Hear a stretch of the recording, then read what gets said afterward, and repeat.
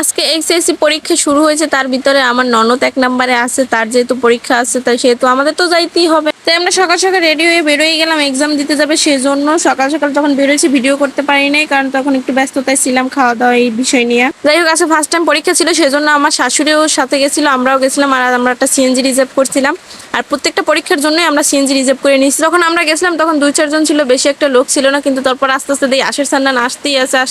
যদিও যে রাস্তায় গেছিলাম, হ্যাঁ আমি এগুলোকে কি করবো, তো বাঙ্গার রাস্তা তো দেখতেই পেতেন। খারাপ যে হেজাগা নাই, কারণ রাস্তায় যেমন ছিল কাদা, হেমন ছিল পানি। আর ওই পড়ছে কোন কলেজে এত দেখতেই পাইতেছে। তো আমার ননদ পড়ছে ইসলামিয়া কলেজে, এলিকে পরীক্ষার হল পড়ছে আব্দুর রব শ্রীনিবাদ সরকারি কলেজটা, এটা হচ্ছে কাউনিয়ার ভিতরে পড়ছে।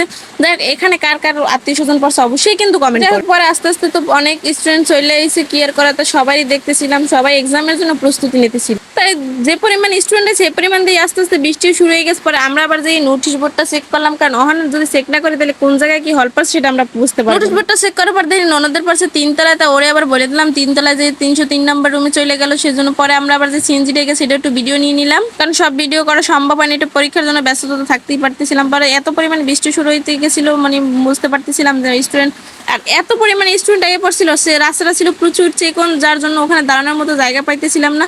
সেজন্য এখন যে ভিডিও করবে সেটা করা ঠিক মতো সম্ভব হচ্ছে না, কারণ স্টুডেন্ট দাঁড়াইবে না নোটিশ বোর্ড চেক করবে, এই দিকগুলো বিবেচনা করে আমরা সরে গেলাম ওখান থেকে লাস্ট পর্যায়ে। পরে মোটামুটি ভালোই 9টার ভিতরে স্টুডেন্ট সব আইসে পড়ছিল, কারণ আজকে প্রথম পরীক্ষা সবার, সেজন্য আজকে সবাই একটু তাড়াতাড়ি আসছে টাইম নিয়ে, কারণ যত তাড়াতাড়ি আসবে তত তাড়াতাড়ি তারা তাদের সিটটা খুঁজে পাইবে। সেজন্য সবাই দ্রুত চলে আসছে, আর তাদের সাথে সাথে আমরা। এর মধ্যে এত পরিমাণে বৃষ্টি শুরু হয়েছে, সবাই ভিতরে ঢুকাই নিতেছিল, কিন্তু কি আর করার, যারা হিজাব পরে আসছে হ্যাঁ সবাই হিজাব খুলে ভিতরে ঢুকান লাগছে।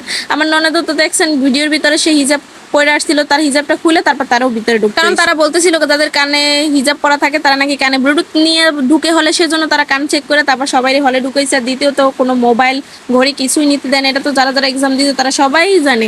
যাই হোক, কার কার স্টুডেন্ট এক্সাম দিচ্ছে অবশ্যই বলবেন। তা আমরা অনেকক্ষণ ছিলাম ওদের ভিতরে ঢুকে দিয়া, পরে পাশে একটা রিলেটিভের বাসায় ছিল, সেখানে চলে গেলাম। তখন ওদের পরীক্ষার এক্সাম শেষ হবে এমতা অবস্থা, আবার সেখানে আসবো, সেজন্য সেখানে যাইয়া অনেকক্ষণ আমরা রেস্ট নিলাম। আর যদি ওদের পরীক্ষা ছিল 3 ঘন্টার জন্য, ওখানে 3 ঘন্টা আমাদের পক্ষে দাঁড়াই থাকা একদমই পসিবল ছিল না। আর ওদেরও বৃষ্টি দেখে তাড়াতাড়ি ঢুকেই নিছে, আর তাই সেহেতু আমাদের হাতে তখন 4 ঘন্টা ছিল, কারণ ওদের 9টায় ঢুকেছে। পরে যখন আবার ওদের আনতে যাবো তখন এত পরিমাণ বৃষ্টি শুরু হয়েছিল, ওরা সামনে দাঁড়াইছিল, কেউই বাইরে বেরোইতে পারতেছি। তারপরে সামনের গেট খুলে দিয়েছে যেন ছাতি নিয়ে প্রত্যেক আত্মীয় স্বজনে যাইয়া স্টুডেন্ট নিয়ে আসতে পারে। পরে আমি আবার ভিডিও করা রাইখে যাইয়া আমার ননদকে নিয়ে আসছি ছাতিতে করে, কারণ হচ্ছে যে পরিমাণে বৃষ্টি নাহলে ও ভিজে যাবে, আর পরীক্ষাতে যদি ভেজে তাহলে অসুখ হবে। সেজন্য এই বিবেচনা করে আমি ঢুকে গেছিলাম, তাই লাস্ট আর ভিডিও বেশি একটা করতে পারি নাই। দেখ সবাই ভালো থাকবেন, সুস্থ থাকবেন, আর অবশ্যই সুখী পেজটার ফলো দিয়ে পাশে থাকবেন, আর যেন সুন্দর সুন্দর ভিডিও দিতে পারি সেজন্য দোয়া রাখবেন। ভালো থাকবেন সবাই, সুস্থ থাকবেন, আল্লাহ হাফেজ।